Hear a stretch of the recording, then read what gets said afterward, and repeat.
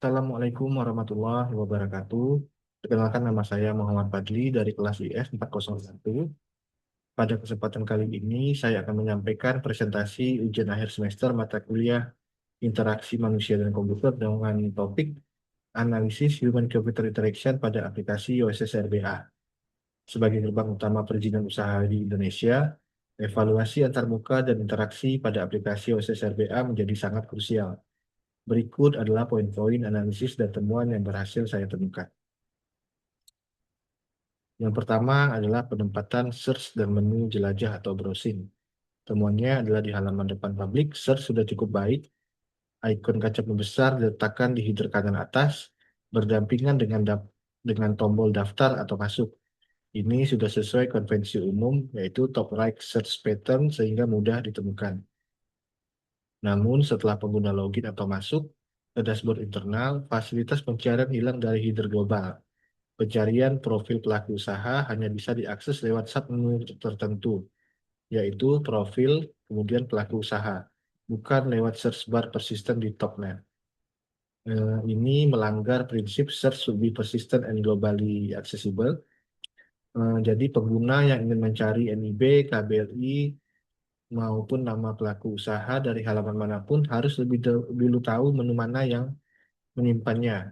Dalam hal ini bisa dikatakan OSS RBA ini discoverability-nya rendah.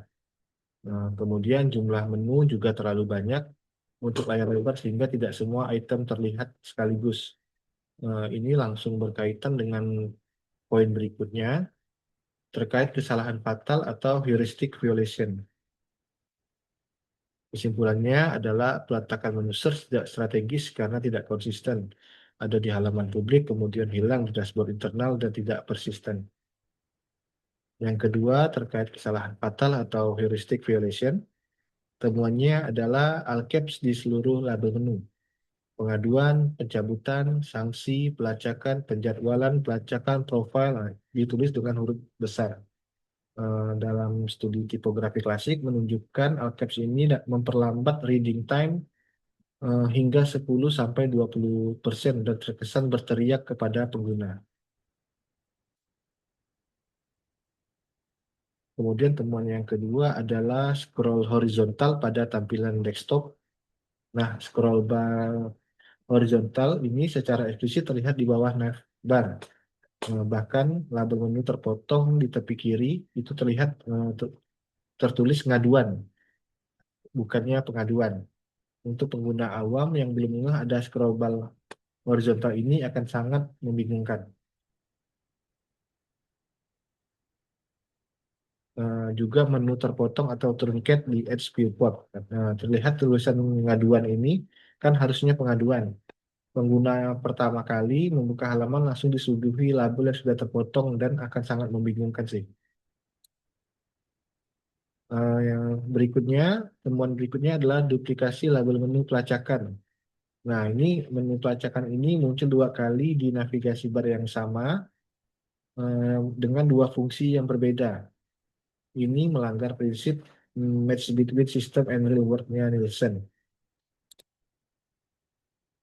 Kemudian analisis SWOT, yang pertama terkait strength-nya, brandingnya kuat dan konsisten. Ada logo Garuda plus OSS plus Kementerian Investasi atau BKPM di setiap halaman. Yang kedua, halaman publik terlihat modern, minimalis, kemudian hierarkinya jelas, ada headline, subheadline, CTA, daftar atau masuk.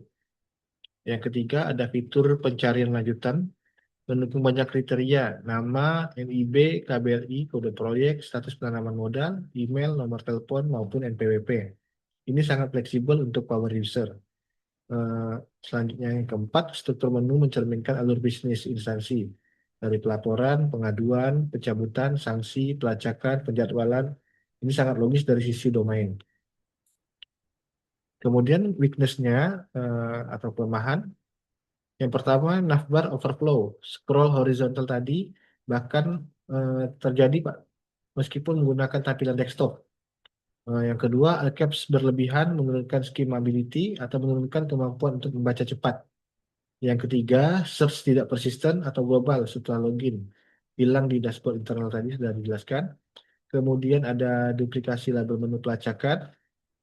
Yang kelima, tidak ada indikator visual jelas menu mana yang aktif. Kemudian drop down pencarian menutupi konten di bawahnya tanpa jarak visual yang nyaman atau terlalu terlalu crowded. Nah, dari weakness yang dijelaskan sebelumnya, opportunities atau peluang yang bisa kita lakukan adalah bisa diadopsi pola mega menu atau grouped drop down. Misalnya kita tambahkan menu lainnya untuk memadarkan menu tanpa perlu scroll. Atau yang kedua, bisa menambahkan search bar global sticky di header, konsisten dengan halaman publik. Yang ketiga, potensi personalisasi atau menu favorit berdasarkan peran pengguna. Misalnya staf dari DPM PTSP atau pelaku usaha. Yang keempat, bisa memakai petunjuk lokasi halaman atau breadcrumb untuk membantu agar pengguna selalu tahu posisi mereka sedang berada di halaman atau submenu sebelah mana. Yang terakhir, threat-nya atau ancamannya, pengguna pemerintah daerah seperti DPM PTSP sering kurang melek digital, navigasi yang rumit, plus scroll tersembunyi berisiko tinggi ditinggalkan atau menu tidak pernah ditemukan. Yang kedua, risiko kesalahan input laporan seperti LKPM dan lainnya, karena pengguna gagal menemukan menu yang benar, salah klik di menu pelacakan atau yang mana misalnya. Kemudian yang ketiga, ketergantungan pada resolusi layar. Di layar kecil atau laptop 13 inci, overflow menu makin parah terjadi. Yang keempat, yang paling parahnya ini ada reputasi institusi. Sebagai pelayanan publik bisa tercoreng bila user experience dianggap tidak profesional dibanding platform swasta. Rekomendasi perbaikannya yang sangat prioritas yaitu hilangkan scroll horizontal. Konsolidasikan menu ke maksimal 6 atau 7 item yang bisa dilihat saja. Sisanya masukkan ke menu drop down, misalnya kita tulis lainnya. Kemudian ganti alt caps menjadi sentence case atau title case dengan bobot font yang semi bold untuk penekanan bukan huruf kapital. Search bar-nya dibuat sticky dan global, konsisten dari landing page sampai dashboard internal. Kemudian hilangkan duplikasi pelacakan dengan memberi nama berbeda sesuai fungsi masing-masing. Yang terakhir, kita bisa menambahkan indikator active state yang konsisten di semua halaman. Nah, di desainnya mungkin seperti ini. Kalau di sini kan terlihat bahwa seluruh navigasi barnya muat dalam satu layar tanpa perlu scroll horizontal. Label menu memakai sentence case bukan all caps sehingga lebih mudah dipindai atau di-scan. Menu menu-menu sisanya tadi itu bisa digabungkan di drop down lainnya agar navigasi barnya tetap ringkas. Kemudian label pelacakan tadi yang ada double itu bisa dipisah antara pelacakan pengaduan dengan pelacakan proyek agar tidak ambigu.